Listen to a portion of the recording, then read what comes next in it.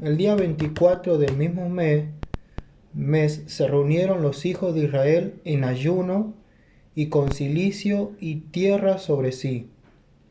Y ya se había apartado la descendencia de Israel de todos los extranjeros, y estando en pie confesaron sus pecados y las iniquidades de sus padres.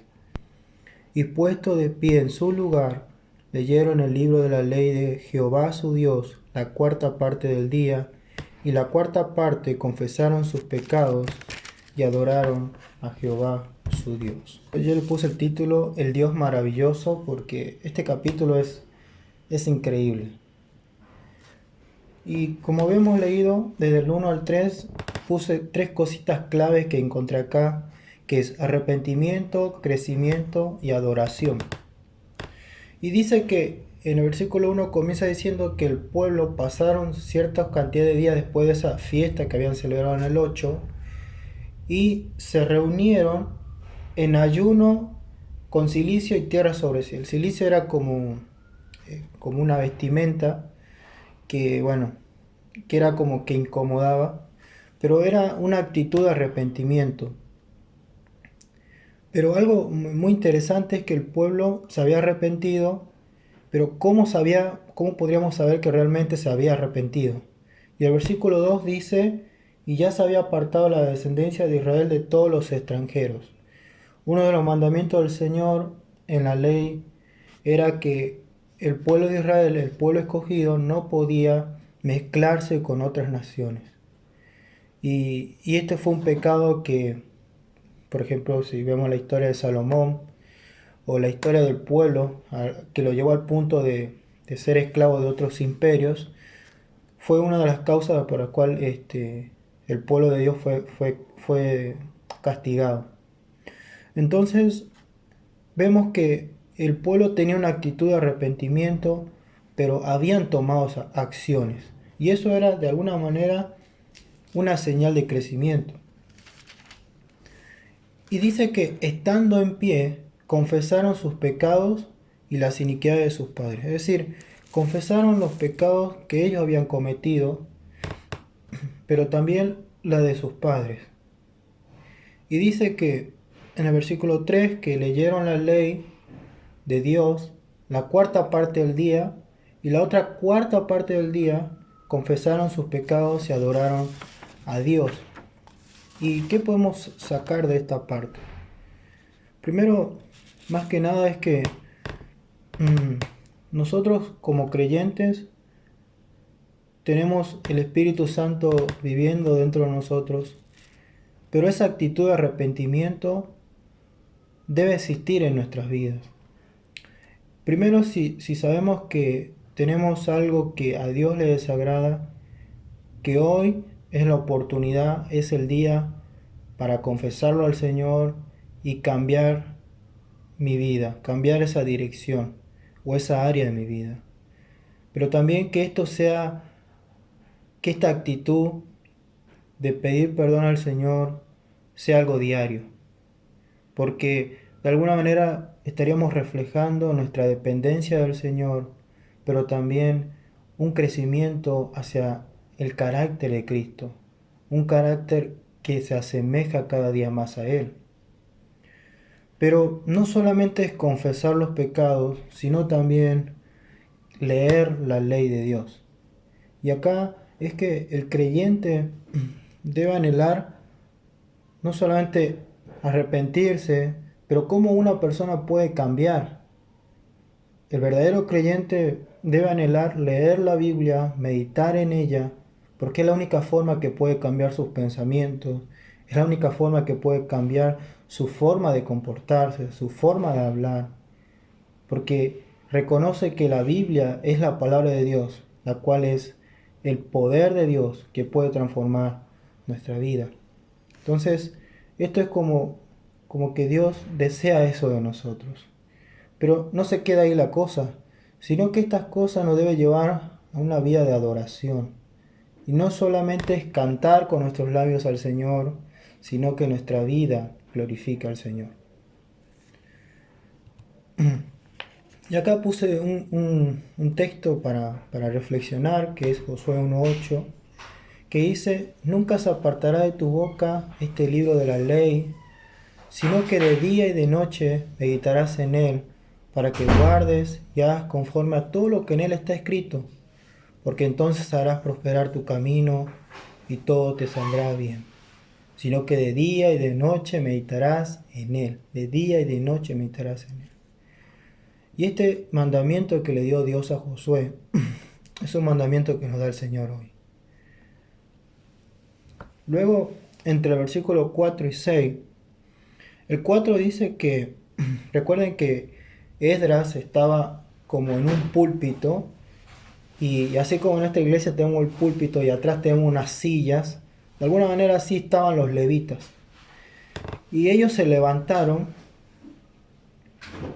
y dice, y clamaron al final del 4 en voz alta a Jehová su Dios.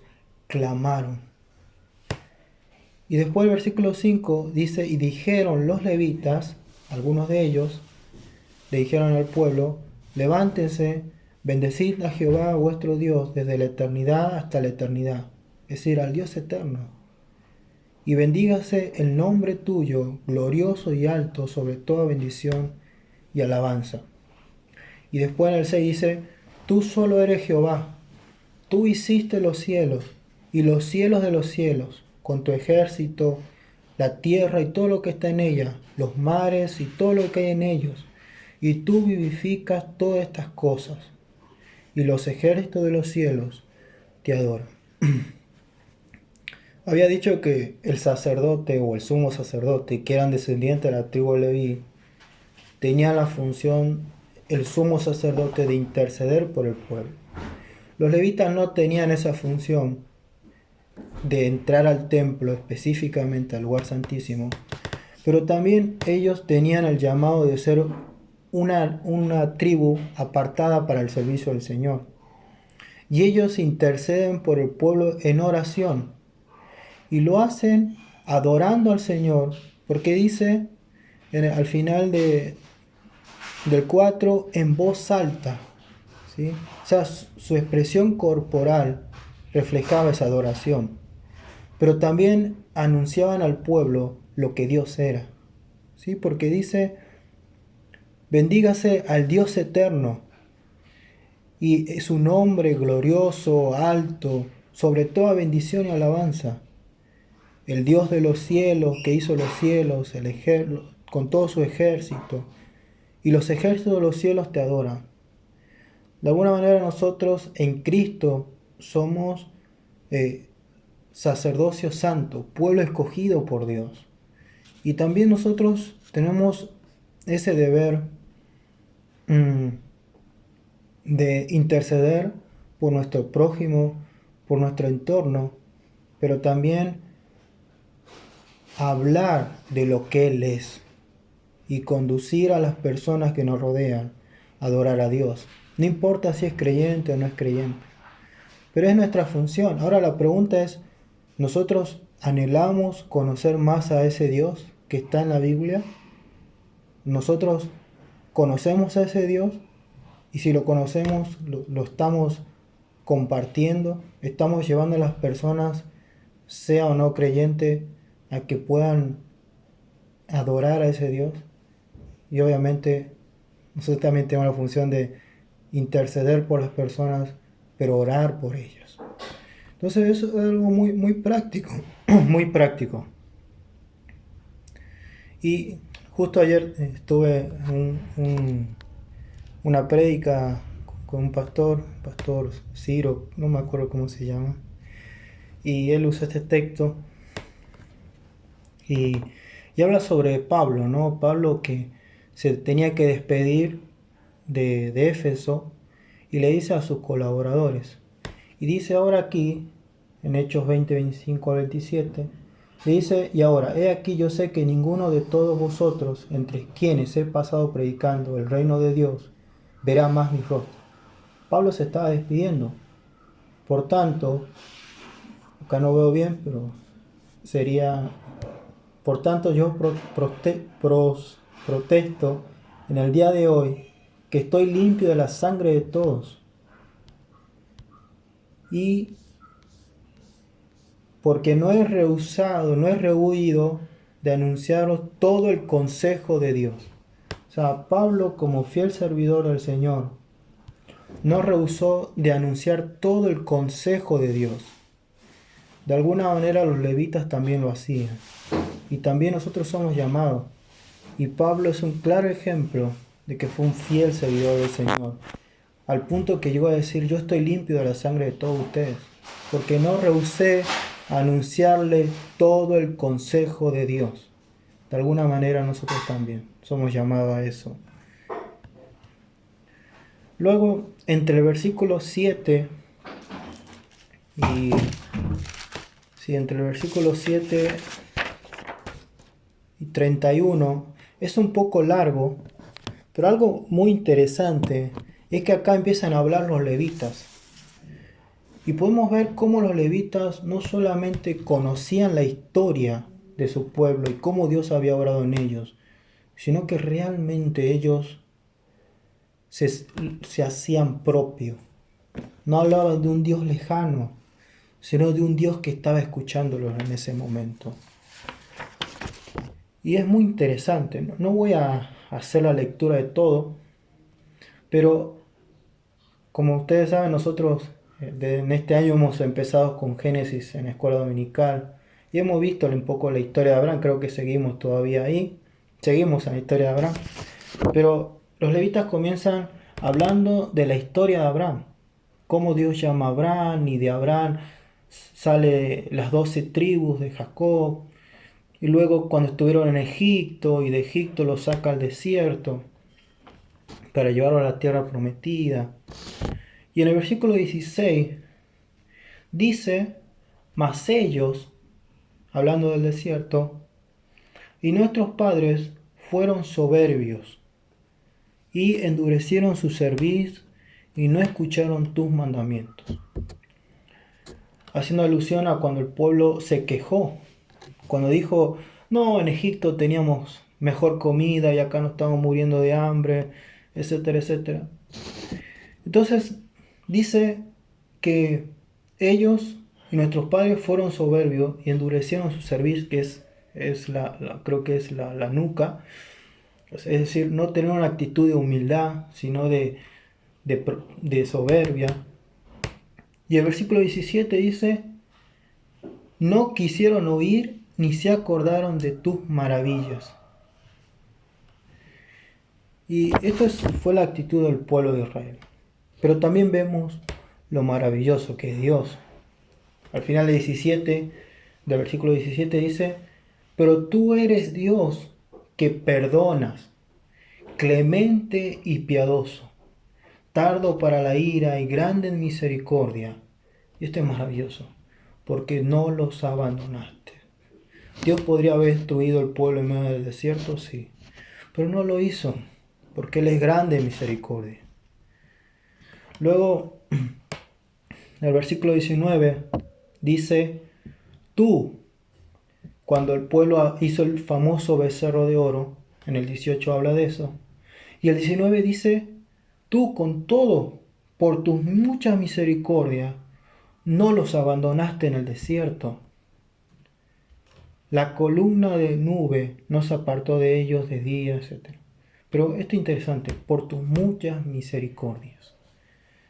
Quizás podemos sacar una aplicación, ahora que estamos con Jonás, de que el Señor a veces nos va a disciplinar quizás, como le pasó al pueblo muchas veces, pero lo hace por sus muchas misericordias y porque Él quiere lo mejor para nosotros, que somos sus hijos.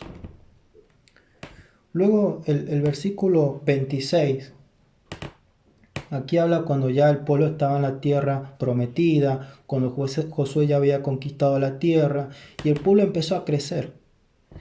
Y el versículo 26 dice, pero te provocaron a ira y se rebelaron contra ti y echaron tu ley tras sus espaldas. O sea, se rebelaron contra Dios, pusieron la ley de Dios para atrás, o sea, no era prioridad. ¿Y qué dice? Y mataron a tus profetas, que protestaban contra ellos para convertirlos a ti, e hiciste grandes abominaciones. Es muy difícil no pensar cuando Jesucristo, antes de llegar a Jerusalén, dice: Jerusalén, Jerusalén, tú que matas a tus profetas, ¿cuántas veces? Y es lo que el pueblo había hecho.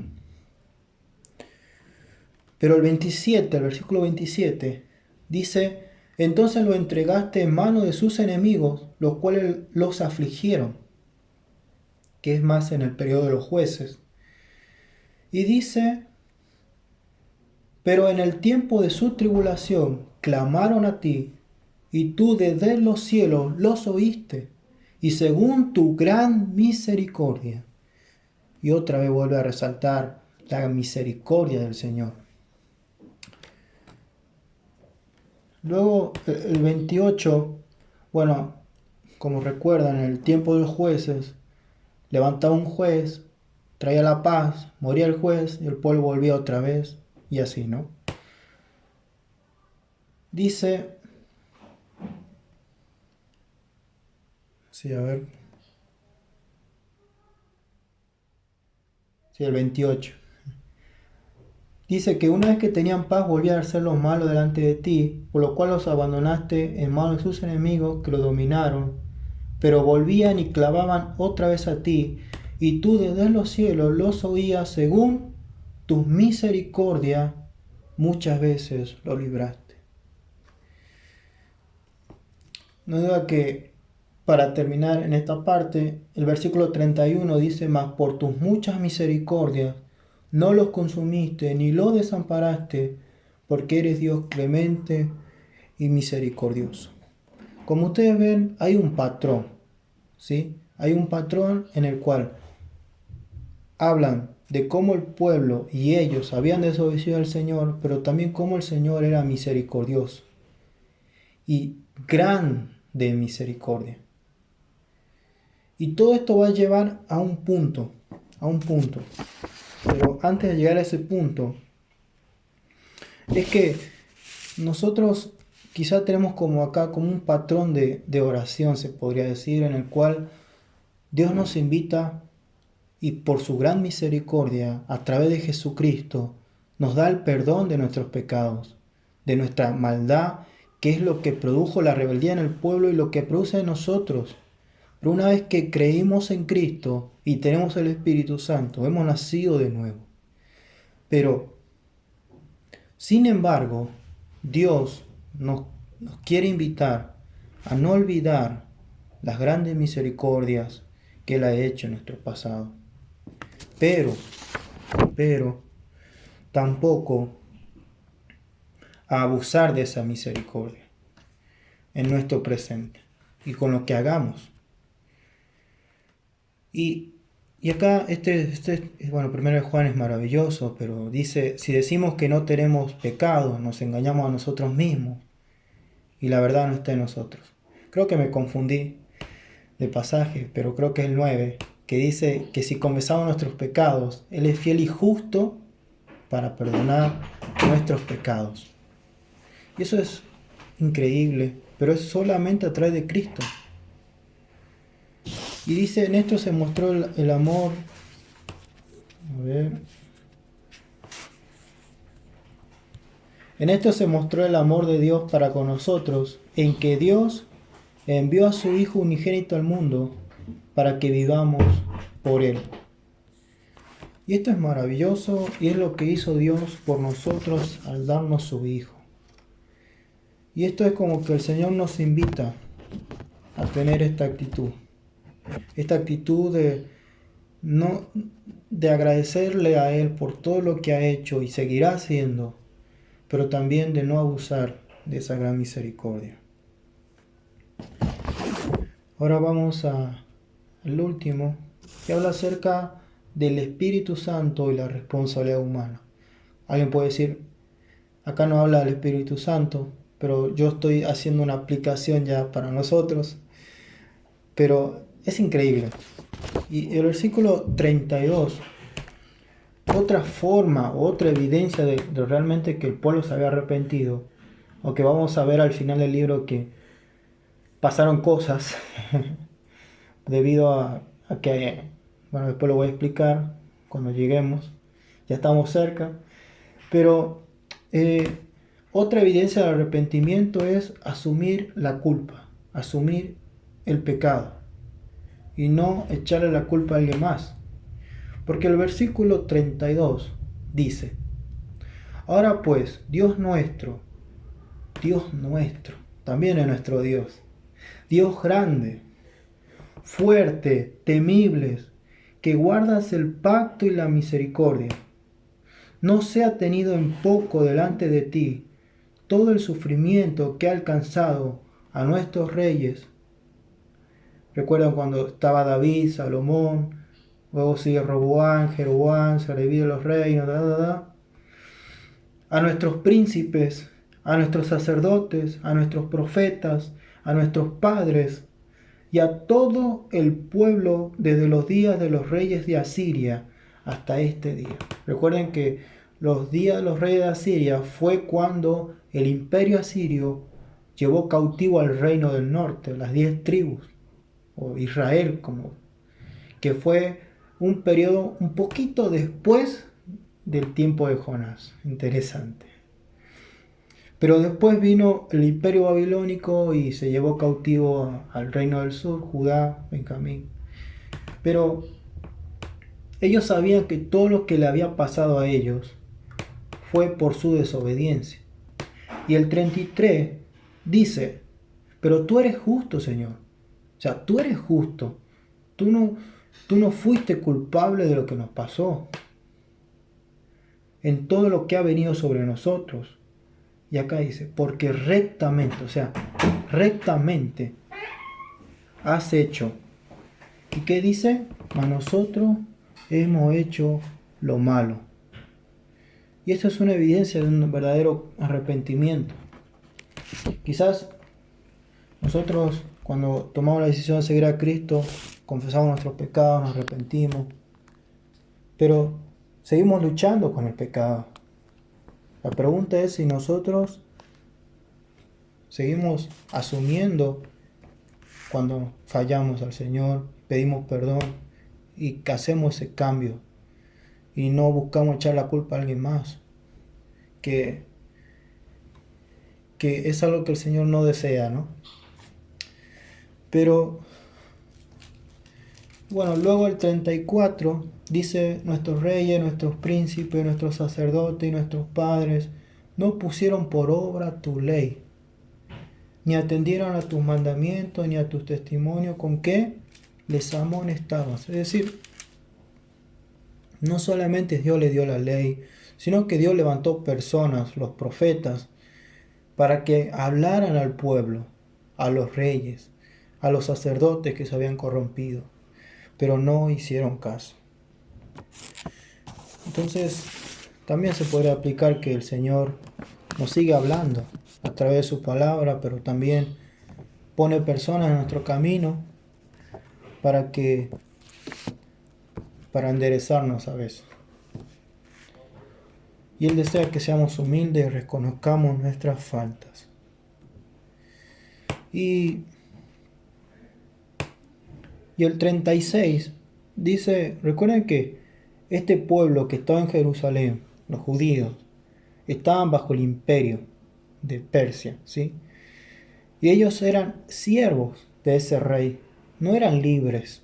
Por eso el 36 dice, he aquí, hoy somos siervos, heno aquí, siervo en la tierra que diste a nuestros padres. Recuerda que cuando Dios le da la tierra a ellos eran dueños, ¿sí? Pelearon las guerras, ganaron las guerras, conquistaron la tierra y no eran esclavos de nadie. Pero el Señor les dijo, si ustedes no me obedecen, van a terminar siendo esclavos. Y es lo que pasó y estaba pasando acá. Y el 37 dice, y se multiplica su fruto para los reyes que has puesto sobre nosotros. ¿Recuerdan cuando el pueblo le pidió a Samuel rey? Y fue una actitud que le desagradó a Dios. Pero igual Samuel les advirtió lo que iba a pasar si ponían un rey. Pero el pueblo obstinadamente quería tener un rey. Y las consecuencias fueron muy evidentes. Entonces dice, quienes enseñorean sobre nuestros cuerpos y sobre nuestros ganados conforme a su voluntad. Y lo que dice al final es, y estamos en grande angustia. Por más que, o sea, el pueblo estaba sufriendo, no creo que sea lindo ser esclavo de un rey o de un imperio o de una nación y que no seas dueño, no tengas la libertad de nada, ¿no? Justo hablaba con un amigo este mediodía sobre cómo era Corea del Norte y que hay como que hay cosas que no pueden hacer o no tienen acceso porque el gobierno controla todo. Pero es triste. De alguna manera así estaba el pueblo. Pero este problema era espiritual también. No crean que solamente fue un sufrimiento físico el que tenía el pueblo. Y el 38 dice, a causa pues de todo esto, nosotros hacemos fiel promesa. Es decir, nosotros vamos a hacer un pacto de fidelidad contigo, Señor. O sea, vamos a comprometernos contigo. Y la escribimos, firmada por nuestros príncipes, por nuestros levitas y por nuestros sacerdotes. ¿Cuál era ese compromiso? Guardar la ley de Dios. Ahora, en esta grande angustia, Dios nos ha dado el Consolador, que es el Espíritu Santo. Pero también nos pide que no olvidemos esa promesa de fidelidad que Él espera de nuestras vidas. Y un pasaje hermoso que es la carta de los Efesios, que dice, en Él también vosotros, habiendo oído la palabra de verdad, el evangelio de vuestra salvación, y habiendo creído en Él, fuisteis sellados con el Espíritu Santo de la promesa. Y este es muy bueno, que es Filipenses, que dice, por tanto, amados míos, como siempre habéis obedecido, no como mi presencia solamente, sino mucho más ahora en mi ausencia, ocupaos en vuestra salvación con temor y temblor. Y esto es como un llamado del Señor hacia nosotros. Ocupémonos en nuestra salvación, no porque la vamos a perder, sino que la tenemos, pero que realmente reflejemos eso, que no descuidemos esa salvación tan grande que Él nos ha dado. Y al final dice, porque Dios es el que produce en vosotros así el querer como el hacer por su buena voluntad. Es decir, el Señor produce eso en nosotros, pero también somos responsables. Tenemos, y Dios nos demanda, compromiso. Toda la vida es compromiso, todo lo que hacemos es compromiso. Ahora, si no cumplimos nuestros compromisos en nuestra vida, hay consecuencias malas generalmente, por ejemplo un trabajo. El Señor espera eso y por eso es importante recordar su misericordia.